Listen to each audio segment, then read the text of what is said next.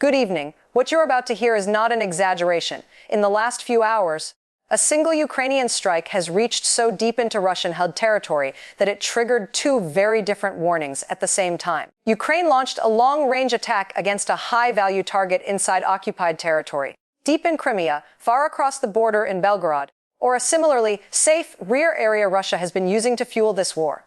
In response, the United States took the unusual step of publicly warning Vladimir Putin against any attempt to escalate in retaliation, while Moscow answered with its own threat, laced with talk of consequences and thinly veiled nuclear hints. One missile flight turned into two competing warnings, one from Washington, one from the Kremlin. Tonight, we're going to slow this down. We'll look at what Ukraine actually hit, why the U.S. decided this was the moment to speak directly to Putin, and what his immediate threat really tells us about his options and his fear. To understand why this moment matters, we have to start with the target. Ukraine didn't hit another ammunition shed a few kilometers behind the trenches. According to open-source imagery and multiple independent analysts, the strike slammed into a major Russian airbase and logistics hub deep inside occupied territory, a place housing combat aircraft, fuel farms, and warehouses feeding Russia's operations in the south. We're talking about a site roughly 200 to 250 kilometers from the nearest Ukrainian positions, while beyond the reach of standard battlefield rockets. The weapon most consistent with the evidence is a salvo of long-range missiles, ATACMS or Storm Shadow-type systems, possibly combined with a wave of explosive drones to saturate local air defenses. OCT tracking suggests several projectiles were launched. Russian sources admit to interceptions, but satellite photos show multiple impact points, burned-out hangars, and black scorch scars across the tarmac. This wasn't another ammunition shed near the zero line. It was a message flown hundreds of kilometers into what Moscow told people was safe. This particular hit lands in a place the Kremlin has spent years turning into a symbol. If the target is in Crimea, Moscow has labeled it sacred Russian soil, the jewel of the 2014 annexation and the anchor of its Black Sea Fleet. If it is across the border in a city like Belgorod, that territory has been portrayed as the safe rear, the launching pad for air campaigns and logistics heading into Ukraine, but never a battlefield itself. Russian domestic messaging has been relentless. Our air defenses are impenetrable, our rear areas are safe, Ukrainian strikes are either impossible or instantly defeated. To the Kremlin's TV narrative, this region was untouchable. Ukraine just touched it. For elites in Moscow, the idea that long-range missiles or swarms of drones can now punch through layers of S-300s and S-400s into what they told their own citizens was beyond reach is deeply unsettling. For ordinary Russians who woke up to videos of burning hangars or depots in a place that was supposed to be safe, it's a shock to the system. And that shock is exactly why Putin feels compelled to answer, not just with more missiles, but with louder threats. Once images of the burning base began circulating, attention shifted to Washington. The White House and State Department both chose their words carefully. Publicly, spokespeople reiterated 2 points we've heard before. First, that Ukraine has the right to strike legitimate military targets being used to attack it. And second, that any Russian attempt to escalate beyond conventional means, nuclear, chemical, or an attack on NATO territory, would bring severe consequences. At the same time, multiple reports suggest that similar messages traveled through quieter channels, direct contacts between U.S. and Russian officials reminding Moscow that Washington is watching closely and that certain lines are not negotiable. The tone was firm but not hysterical. No celebration of the strike, no gloating about what burned in Crimea or Belgorod.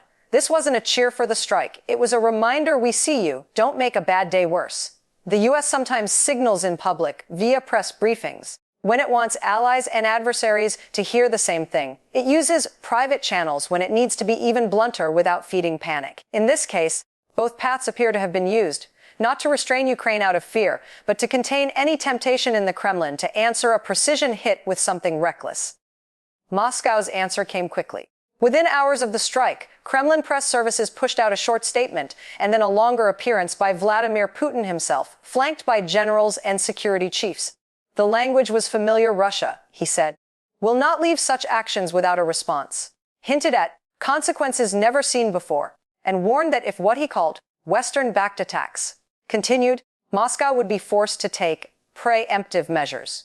The foreign ministry echoed him, talking darkly about revisiting Russia's nuclear doctrine and re-evaluating what targets it considers legitimate. On Russian state TV, the volume went up another notch. Panelists mused aloud about striking decision-making centers, floated veiled references to nuclear options, and ridiculed the idea that Ukraine could act without being ordered by Washington.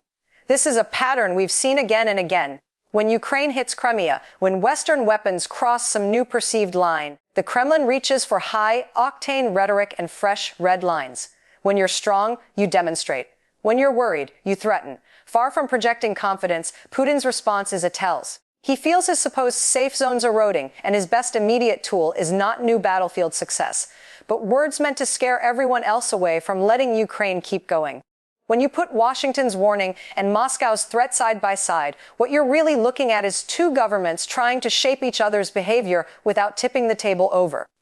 On one side, the U.S. is saying Ukraine may hit military targets, but if you, Vladimir Putin, respond by climbing the ladder, by widening the war, by using unconventional weapons, by touching NATO territory, there will be consequences you do not want. On the other side, the Kremlin is saying if Ukraine keeps reaching this deep, backed by Western systems, we reserve the right to reply in ways you have never seen before.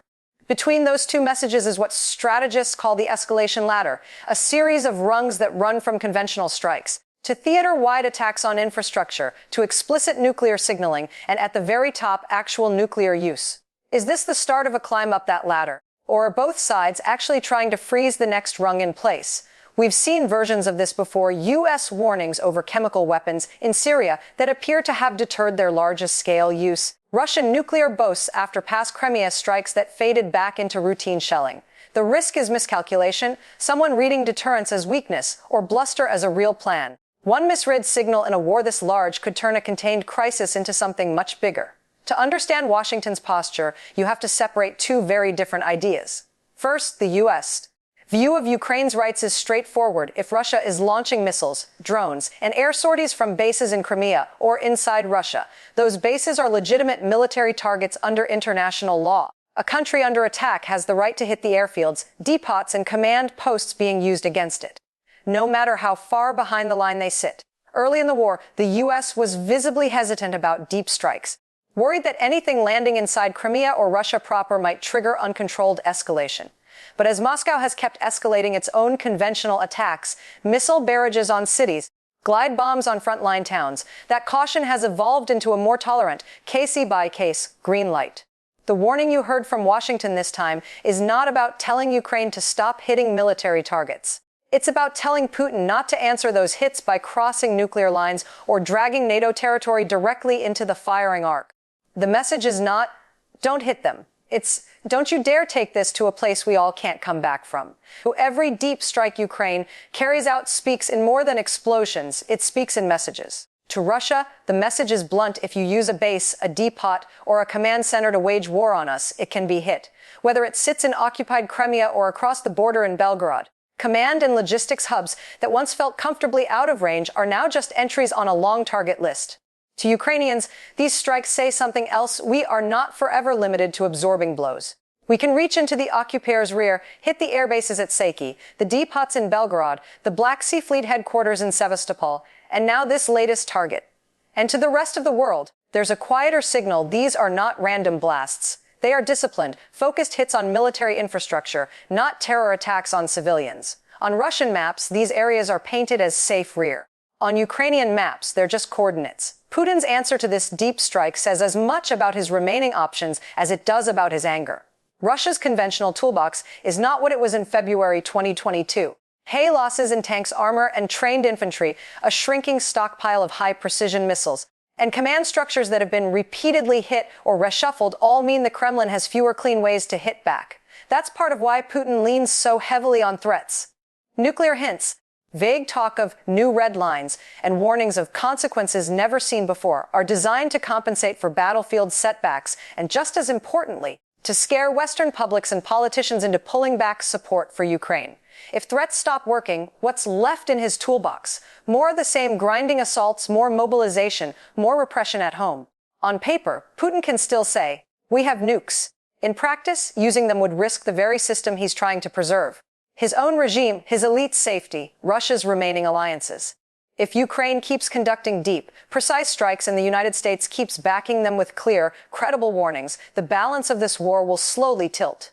Russia may be forced to pull aircraft, missiles, and command assets farther back from the front, weakening its ability to strike Ukraine and tightening the vise around Crimea. Over time, the realization that nowhere used for war is truly safe could push Moscow toward a different negotiating posture, even if no one admits that out loud at first. But every deep strike carries risk as well as reward. For Ukraine, each hit can degrade Russia's war machine and raise morale. For Putin, each one is an invitation to escalate in some new way he hopes will change the story. The question is simple and unnerving. Does this latest warning and threat exchange mark the beginning of a more dangerous phase, or the moment when deterrence quietly hardens around Putin and his options narrow? Most people will see this story as two passing headlines: U.S. warns Russia after Ukrainian strike, and Putin threatens response. To most viewers, those look like equal opposite sound bites. They're not. Without context, you never see what was actually hit, why Washington decided this was the moment to speak directly to Putin, or why the Kremlin reached so fast for nuclear-flavored rhetoric instead of demonstrating strength on the battlefield. If you're still watching, you already understand more the target, the range, the legal logic behind Ukraine's strike, the purpose of the U.S. warning, and the insecurity hiding inside Putin's threats. That kind of depth matters in a war where every signal can change how the next week unfolds. If you value detailed, contextualized, pro-democracy coverage like this, let me know. Leave a comment, hit like, and subscribe so you don't have to rely on one-in-line alerts to understand a war that could shape all of our futures. Tonight, we've traced a single arc. Ukraine reached deep into territory the Kremlin had sold as safe, striking a major military hub that feeds Russia's war on Ukrainian cities and front lines. That one operation triggered a public warning from Washington to Vladimir Putin: do not answer this with something worse, and an immediate counter threat from Moscow wrapped in talk of consequences and nuclear hints. It was, in effect, a warning shot in both directions to Putin that escalation past certain lines will not be tolerated, and to the rest of us, that this war is entering a phase where signaling can matter as much as artillery. The stakes are enormous, but so is the clarity. As long as Ukraine is striking military targets on its own soil and in occupied lands, and as long as the West holds firm on support and on red lines, Putin's threats remain just that: words, not endings.